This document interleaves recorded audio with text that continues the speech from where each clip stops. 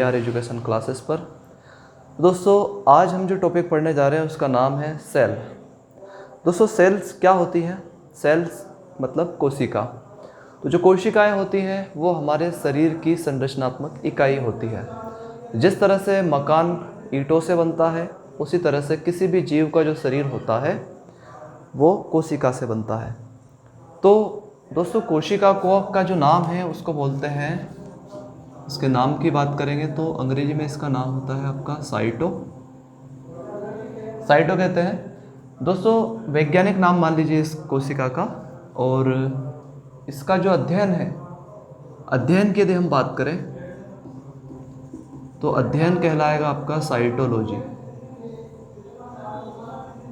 Cytology अध्ययन कहलाएगा। दोस्तों लैटिन भाषा में इसे सेलुला कहते हैं। लैटिन भाषा जो सेलुला शब्द है,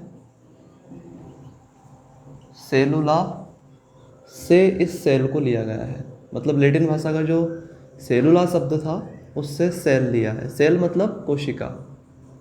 यहाँ पे मैं लिख देता हूँ सेल मतलब हो गया आपका कोशिका। दोस्तों इसकी जो खोज है वो रॉबर्ट हुक ने की थी। जैसे रॉबर्ट हुक ने क्या किया था कि मधुमक्खी का जो छत्ता होता है उसको देखकर, जैसे मधुमक्खी का जो छत्ता होता है उसमें छोटे छोटे छिद्र होते हैं, उनको कोसा नाम दिया। कोसा मतलब खालिस्तान। तो उस आधार पे जो सेल्स होती हैं उनका नाम कोशिका रखा गया। दोस्तों 1674 में एंटोनी ल्यूवेनहॉक ने सर्वप्रथम जीवित कोशिका का अध्ययन किया था, जिससे उन्होंने जो दांत की खुरचने निकालते हैं उसमें देखा था, किया था। दोस्तों इसका जो सिद्धांत है कोशिका का, वो सिद्धांत दिया था स्लाइडेन स्वान ने। लिख देता हूँ मैं यहाँ पर। सिद्धांत की बात करें तो सिद्धांत दिया था स्लाइडेन स्वान ने इसका सिद्धांत दिया था। और अभी मैंने आपको बताया कि एंटोनी ल्यूवेनहॉक ने सबसे पहले जीवित कोशिका का अध्ययन किया था। यहाँ पे लिख देता हूँ मैं, जीवित कोशिका का अध्ययन। तो किसने किया था ये? ल्यूवेनहॉक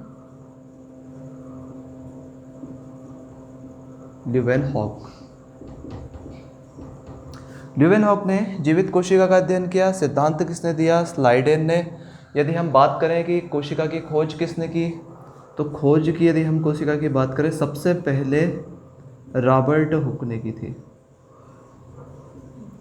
रॉबर्ट हुक, इसने कोशिका की खोज की थी। दोस्तों सबसे छोटी कोशिका की यदि बात करें हम तो वो होती है माइक्रोप्लाज्मा। यहाँ पे लिख देते हैं छोटी कोशिका,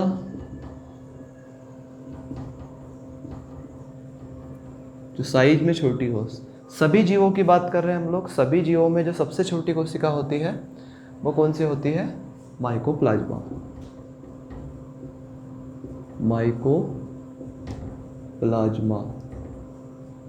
और दोस्तों सबसे बड़ी कोशिका की बात करें तो सबसे बड़ी कोशिका जो होती है वो शुतुरमुर्ग का अंडा होता है।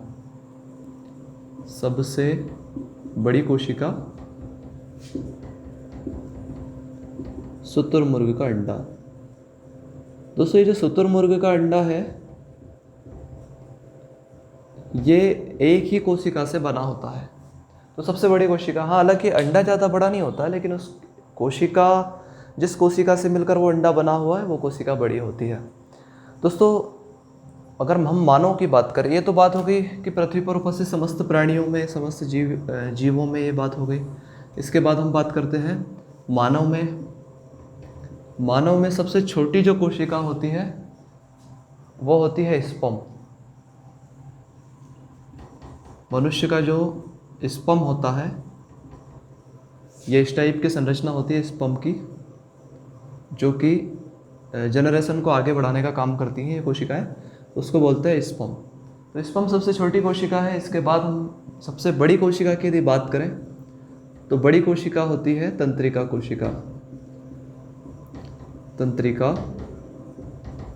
कोशिका, जिसे हम नाम देते हैं न्यूरॉन।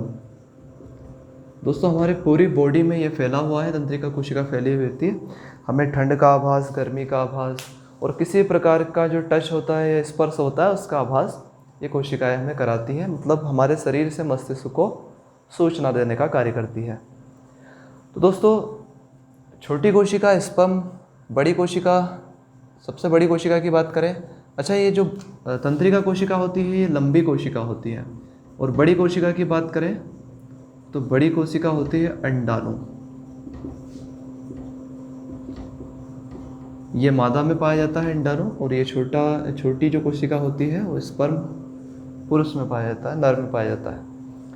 तो दोस्तों विभाजित रहित कोशिका की यदि हम बात करें कि जो डिविजिबल नहीं होती है, वैसे तो हमारे शरीर की सारी कोशिकाएं डिविजिबल हैं, केवल न्यूरॉन को छोड़ के, यानी कि तंत्रिका कोशिका को छोड़ के सारी कोशिकाएं विभाजित हो जाती है, सिर्फ यही नहीं होती। और सबसे तेज अगर विभाजन की बात करें कि हमारे शरीर में सबसे तेज विभाजन कौन से अंग की कोशिका में होता है, तो वो होता है लीवर में। तेज विभाजन यहाँ पे लिख देते हैं, तेज विभाजन जिस कोशिका का होता है वो होती है आपकी लीवर में। लीवर में जो सेल्स कोशिकाएं पाई जाती हैं, स्टार कोशिकाएं जिनको हम बोलते हैं, उसमें सबसे ज़्यादा विभाजन होता है। दोस्तों इन कोशिकाओं से शरीर का निर्माण किस तरह से होता है, थोड़ा सा उस चीज़ को समझ लीजिए। दोस्तों इसका स्क्रीनशॉट लीजिए, इसके बाद हम आगे बात करते हैं। दोस्तों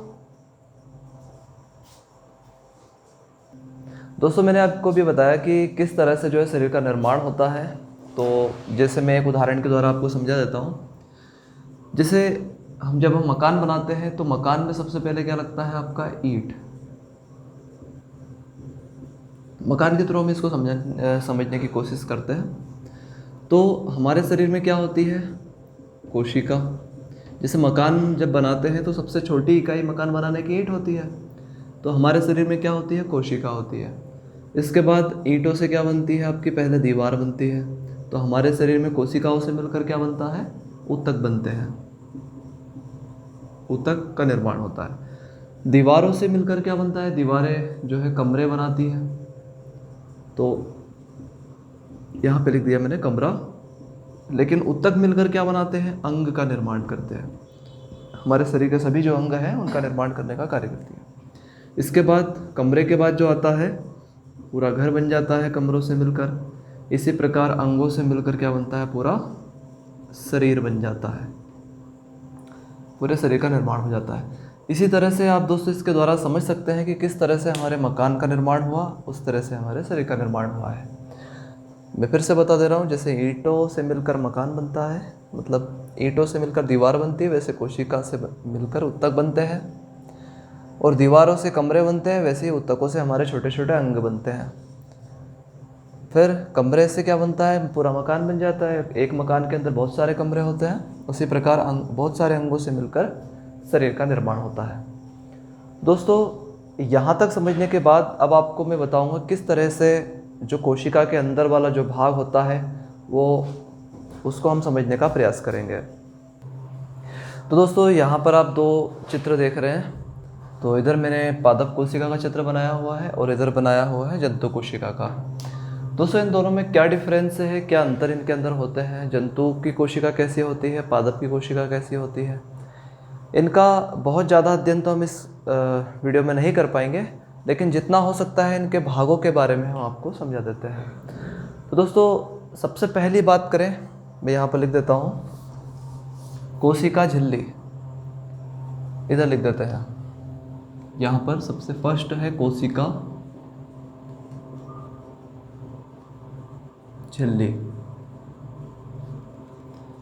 दोस्तों ये जो कोशिका झिल्ली होती है वो जंतुओं के शरीर में पाई जाती है। यहाँ पर देख रहे होंगे आप चित्र में, ये जो परत दिखाई दे रही है ये कोशिका झिल्ली की होती है और ये बहुत ही नम होती है। लेकिन दोस्तों जो पेड़ पौधों की कोशिका झिल्ली होती है वो अंदर की ओर होती है, मतलब पेड़ पौधों में झिल्ली भी होती है और भित्ति भी होती है। तो दोस्तों झिल्ली कहाँ होती है, झिल्ली जो अंदर वाला भाग होता है उसका वो कहलाती है झिल्ली। यहाँ पर मैंने नाम लिख दिया कोशिका झिल्ली। लेकिन जो बाहरी भाग होता है पेड़ पौधों की कोशिकाओं का वो होती है भित्ति। दोस्तों जो भित्ति होती है, भित्ति मतलब जो कड़क होती है, वॉल बोलते हैं उसको, तो भित्ति हमेशा कड़क होती है, जिससे जो पौधा होता है वो सीधा खड़ा रहता है। अगर उसको मोड़ते हैं तो भित्तियाँ टूट जाती हैं, पौधा टूट जाता है। लेकिन झिल्ली कैसी होती है? नम होती है। जैसे हमारी जो कोशिकाएं होती है उसमें नम झिल्ली होती है, हम इधर उधर हाथ कर सकते हैं, मूवमेंट कर सकते हैं। लेकिन जो पौधा होता है उसकी जो भित्ति होती है कोशिका में, इस वजह से वो सीधे खड़े रहते हैं। दोस्तों यहाँ तक मेरी बात समझ में आ गई होगी आपको। लेकिन जो पौधों की जो कोशिका भित्ति होती है वो किसकी बनी होती है? सेल्यूलोज की बनी होती है दोस्तों। और सेल्यूलोज किसका बना होता है? प्रोटीन का बना होता है, आप सब जानते हैं दोस्तों। लेकिन कोशिका झिल्ली की बात करें तो वो प्लाज्मा झिल्ली होती है, प्लाज्मा से मिलकर बनी होती है। दोस्तों जो पेड़ पौधों में जो कोशिका भित्ति होती है वो क्या क्या करती है? एक तो आकार प्रदान करती है, दूसरा उसको सुरक्षा भी प्रदान करती है। आपने देखा होगा बहुत सारे पेड़ पौधे होते हैं, उनके आसपास जो खाल होती है वो बहुत कड़क हो जाती है, और कड़क होने की वजह से उसकी बाहरी जो चीज़ें होती हैं उससे उसकी रक्षा करता है। इसके बाद दोस्तों हम बात करते हैं माइटोकॉन्ड्रिया की। दूसरा टॉपिक है आपका माइटोकॉन्ड्रिया।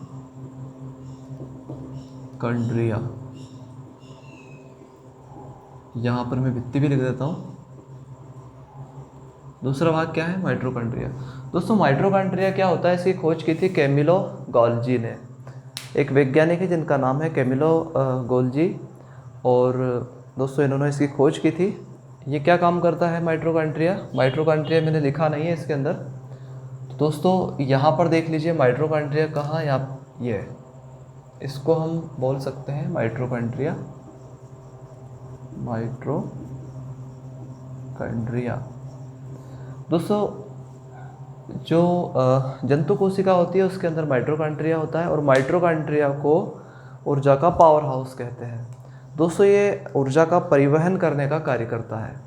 ऊर्जा का परिवहन किस तरह काम करता है? जैसे मान लीजिए हम हाथों से काम कर रहे हैं, तो जो हाथों के अंदर जो सेल्स होंगे उसके अंदर माइटोकॉन्ड्रिया होगा, वो लगातार हमारे हाथों को ऊर्जा दे रही होती है। लेकिन ऐसा नहीं है कि हम हाथों से कार्य कर रहे हैं इसका मतलब हमारे केवल हाथ थक गए हैं तो हम ऐसे हाथ करके ऐसे लटक गए, मतलब कोई हमारा जो हाथ होते हैं वो कार्य नहीं करेंगे, ऐसा नहीं है। हमारी जो पूरी बॉडी होती है वो थक जाती है, पूरी बॉडी ही थकती है, केवल हाथ नहीं थकते। ऐसा क्यों होता है? क्योंकि शरीर के विभिन्न कोशिकाओं से में जो माइटोकॉन्ड्रिया है वो हमारे हाथों को ऊर्जा प्रदान करता है। आसपास से जो है ऊर्जा आ जाती है जिस भाग से हम कार्य कर रहे होते हैं उसमें। तो वो ऊर्जा कहाँ से आती है? प्रत्येक कोशिका के माइटोकॉन्ड्रिया को। दोस्तों माइटोकॉन्ड्रिया को ऊर्जा का पावर हाउस कहते हैं। ये एग्ज़ाम में पूछा जाता है कि ऊर्जा का पावर हाउस क्या है, तो वो है आपका माइटोकॉन्ड्रिया। ये ऊर्जा का बैलेंस बनाने का कार्य करता है। जैसे मैंने अभी आपको समझाया कि शरीर के किसी भी भाग से आप कार्य करो तो शरीर के विभिन्न भागों की जो कोशिकाएं हैं वहाँ से माइटोकॉन्ड्रिया से ऊर्जा होते हुए जिस भाग से हम कार्य कर रहे होते हैं वहाँ पहुँच जाती है। तो ये बैलेंस करने का कार्य करती है, मतलब किसी एक अंग को ये थकने नहीं देती। तो उम्मीद करता हूँ दोस्तों यहाँ तक आपको चीज़ें समझ में आई होगी। इसके बाद हम देखते हैं दोस्तों दूसरा भाग है हमारा माइटोकॉन्ड्रिया। तो ये जो माइटोकॉन्ड्रिया वाला जो भाग है हमारा दोस्तों, इसकी खोज की थी अल्टमैन ने, एक वैज्ञानिक जिनका नाम अल्टमैन है, इन्होंने इसकी खोज की थी। ये दोस्तों श्वसन का कार्य करती है। श्वसन का कार्य कौन करता है? माइटोकॉन्ड्रिया करता है। जैसा कि यहाँ पे दिया गया है, माइटोकॉन्ड्रिया मैंने कोशिका के अंदर नाम लिख दिया, श्वसन का कार्य करेगी। दोस्तों श्वसन के कार्य में क्या करेगी? ये ऊर्जा बनाने का, यानी कि ऊर्जा के निर्माण का कार्य करती है। जैसे 38 ATP ऊर्जा, लगभग 38 ATP ऊर्जा उत्पन्न करती है।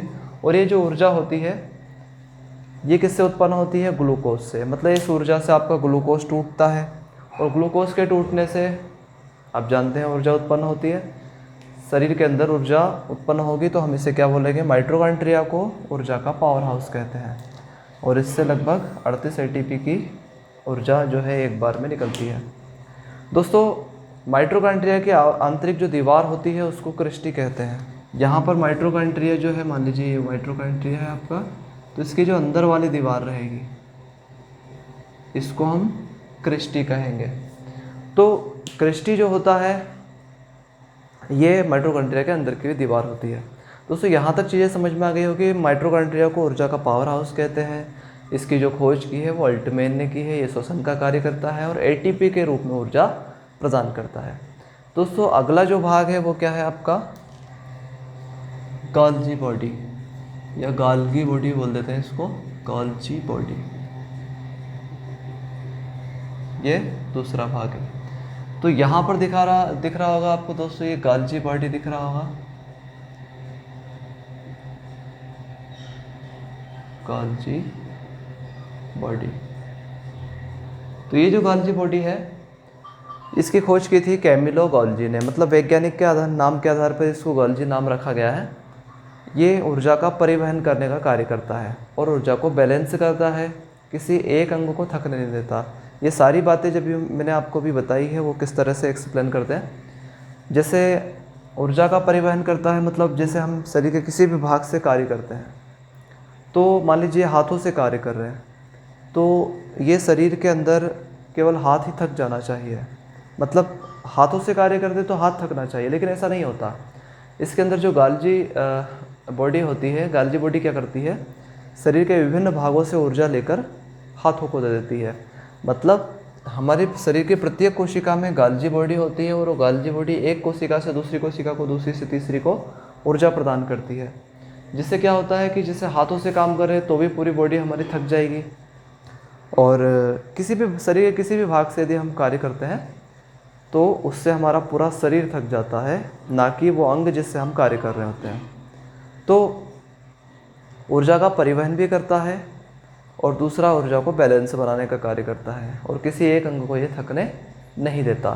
उम्मीद करता हूँ दोस्तों यहाँ तक आपको चीज़ें समझ में आ गई होगी। दोस्तों अब हमारे दूसरा जो अंग है, जो अगला भाग होता है हमारा, वो है आपका रसधानी। रसधानी चौथा भाग पढ़ रहे हैं हम लोग।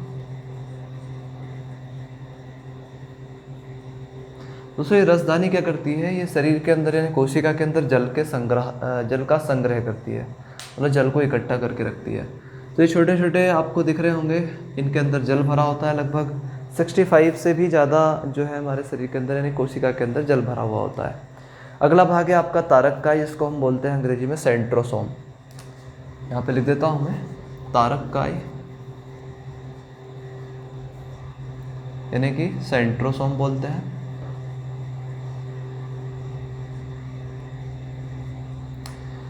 दोस्तों ये जो सेंट्रोसोम है वो क्या होता है, तो दोस्तों सेंट्रोसोम की खोज की थी बॉबरी ने।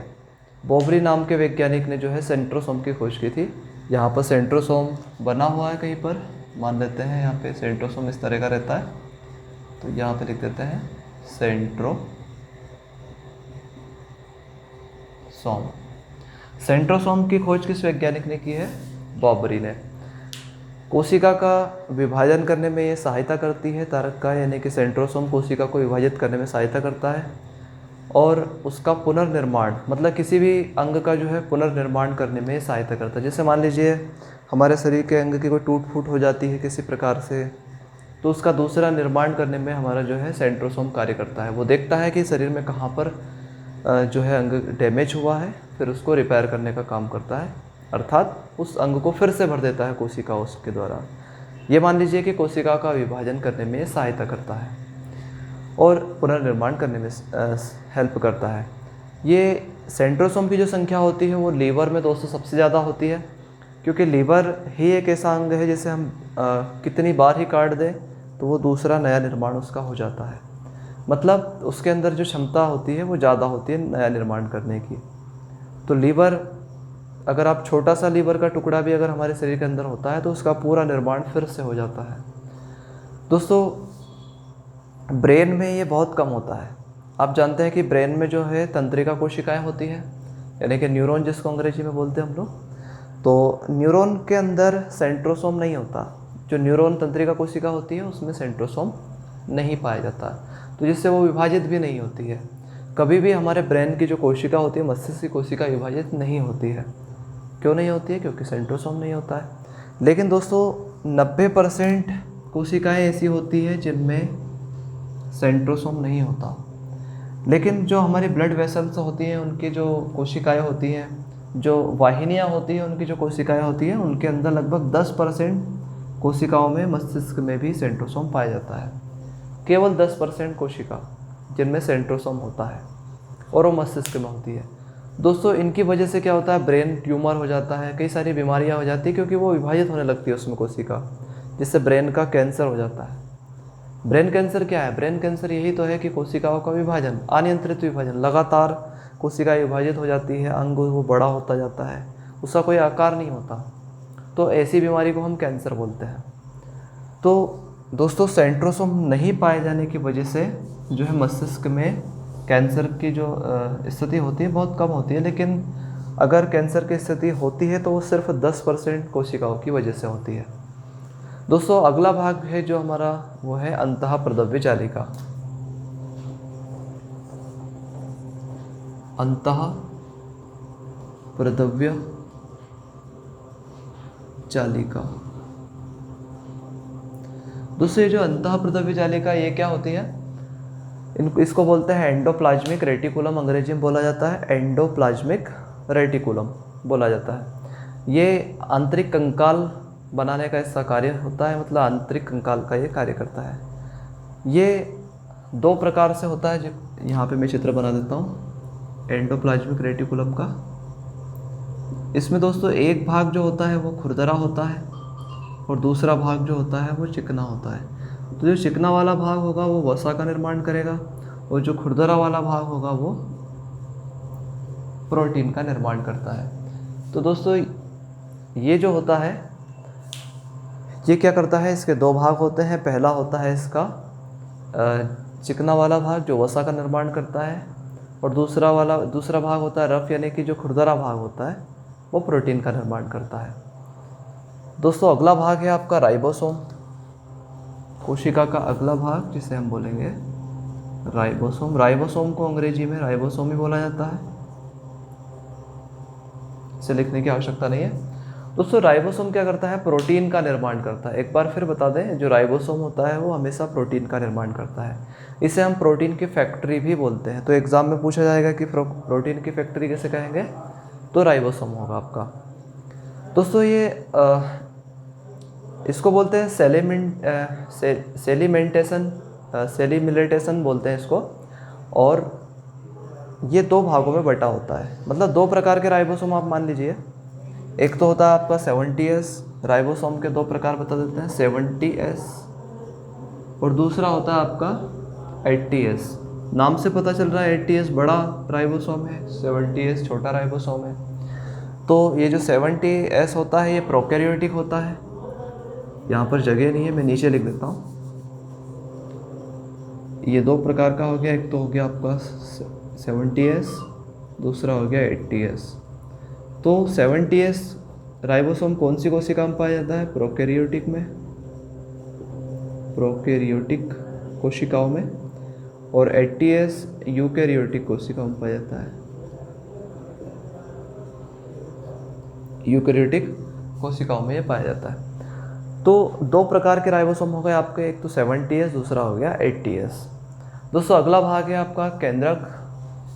आपको चित्र में दिखाई दे रहा होगा, ये वाला भाग केंद्रक है। दोनों ही कोशिकाओं में केंद्रक होता है, यहाँ पर लिख देते हैं दोस्तों।